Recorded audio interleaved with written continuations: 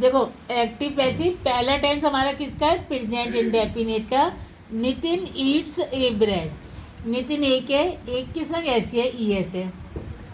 और हमारा present indefinite का रूल क्या है, प्रेजेंट इंडेफिनिट की पैसिव में इज आर एम के साथ थर्ड फॉर्म। अब तुम्हें टेंस की पहचान नहीं है तो ये तो देख सकते हो, एक के संग एस या ई एस लगाए। ये देख लो, एक के संग एस या ई एस है तो इज आर एम लगाओ। अगर टेंस की पहचान है कि एक के संग एस या ई एस लगाए, प्रेजेंट इंडेफिनिट टेंस है तो इज आर एम लगेगा। और ये कॉमन रूल है कि कोई भी टेंस की जब पैसिव बनाओगे तो थर्ड फॉर्म लगेगी। ये भी कॉमन रूल है, पीछे का आगे सब्जेक्ट बन जाता है और आगे का सब्जेक्ट पीछे चला जाता है। तो ए ब्रेड तुम्हारा ये एक्टिव था, अब इसका पैसिव। ए ब्रेड हमारा आगे आ गया।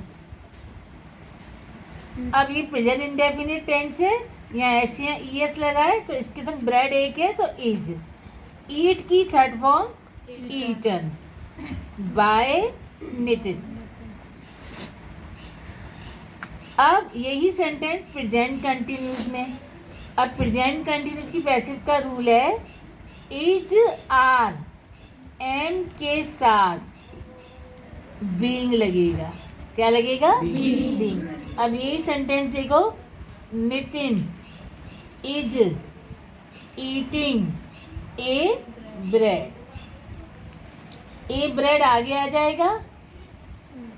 अभी ब्रेड एक है तो इज आई एन जी का बीइंग। ईटिंग की third form eaten by Nitin. अब प्रेजेंट परफेक्ट।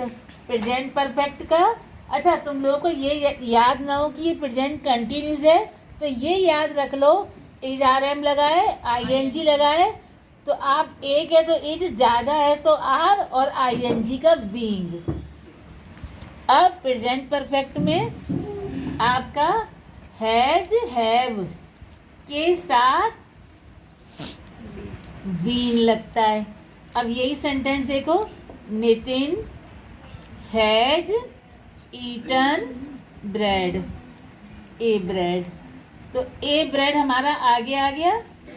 अब ब्रेड एक है, हैज के संग बीन लगेगा और हैज हैव में आपको थर्ड फॉर्म मिलेगी तो ईटन बाय नितिन। अब इसमें अगर आपको प्रेजेंट परफेक्ट नहीं याद रहता तो ये तो याद कर सकते हो, हैज हैव के संग बीन लगेगी। चौथा टेंस प्रेजेंट परफेक्ट कंटिन्यूस। इसमें हैज बीन हैव बीन होता है तो इसकी पैसिव नहीं बनती। अब पांचवा टेंस पास्ट इंडेफिनिट। इसकी पैसिव में हमारा वाज वर्ब के साथ सेकंड फॉर्म लगती है। अब जैसे ये है, नितिन एट अ ब्रेड तो ए ब्रेड हमारा आगे आ जाएगा, सेकंड फॉर्म में वाज आ जाएगा, फिर एट की third form eaten by Nitin. अब तुम्हें टेंस की पहचान नहीं याद रहे तो ये याद रख लो कि सब्जेक्ट के बाद सेकंड फॉर्म या थर्ड फॉर्म हो वो हमारा पास्ट इंडेफिनिट होता है। अब पास्ट कंटिन्यूस जो है इसमें हमारा वाज वर्ब के संग बीइंग लगेगा, बिल्कुल हमारे प्रेजेंट कंटिन्यूस की तरह। जैसे इज आर एम के संग बीइंग है, वाज वर्ब के संग बीइंग लगेगा।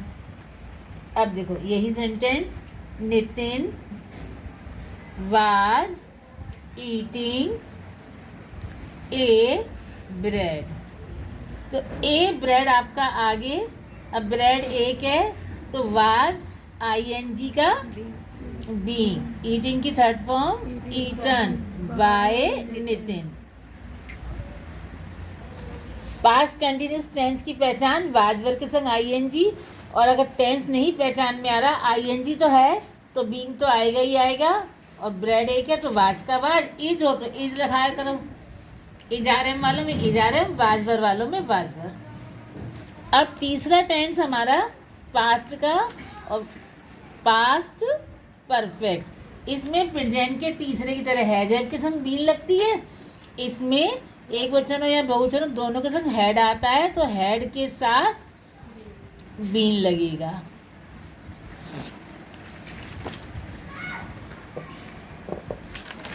ऐसे ये Nitin had eaten a bread, तो ए ब्रेड आपका आगे आ जाएगा, हैड के संग बीन, ईटन बाय नितिन। आठवां टेंस आपका पास्ट परफेक्ट कंटिन्यूस, इसमें हैड बीन आता है, जैसे चौथे की पैसिव नहीं बनती, आठवें की भी नहीं बनती। नौवां टेंस फ्यूचर इंडेफिनिट, इसमें आपका विल और शैल आता है। Nitin will eat a bread.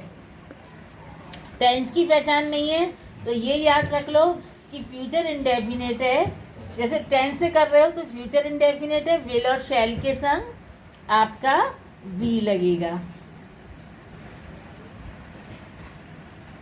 और क्या कहते, अगर टेंस की पहचान नहीं तो ये याद रख लो, जहाँ विल हो शैल हो वहाँ बी। अब ए ब्रेड आगे आ गया, ब्रेड के संग विल, अगर आई और वी होता तो शैल हो जाता, विल के संग फिर बी, ईट की third form eaten by Nitin. Future continuous, इसमें विल भी और शैल भी आता है तो वो हमारा बन ही गया, तो इसकी पैसिव नहीं। अब फ्यूचर परफेक्ट, जैसे आपका हैड के संग बीन आया, हैज हैव के संग बीन आया, इसमें भी विल हैव और शैल हैव के साथ बीन आ जाएगा। अब यही sentence, Nitin will have eaten a bread, देखो हैज हैव हैड और विल हैव शैल हैव के संग थर्ड फॉर्म लगी मिलेगी। अब ब्रेड आपका आगे आ गया, विल हैव इसके संग बीन, फिर ईटन बाय नितिन। अब एक चीज़ और समझो, अगर यहाँ तो नाम था तो नाम लिख लिए, अगर यहाँ हो आई तो बाय मी करोगी, यहाँ हो ही तो बाय हिम करोगे, यहाँ हो शी तो बाय हर करोगे, यू का यू रहेगा, दे का देम हो जाएगा और वी का अस हो जाएगा। अब आपका ये होमवर्क है आज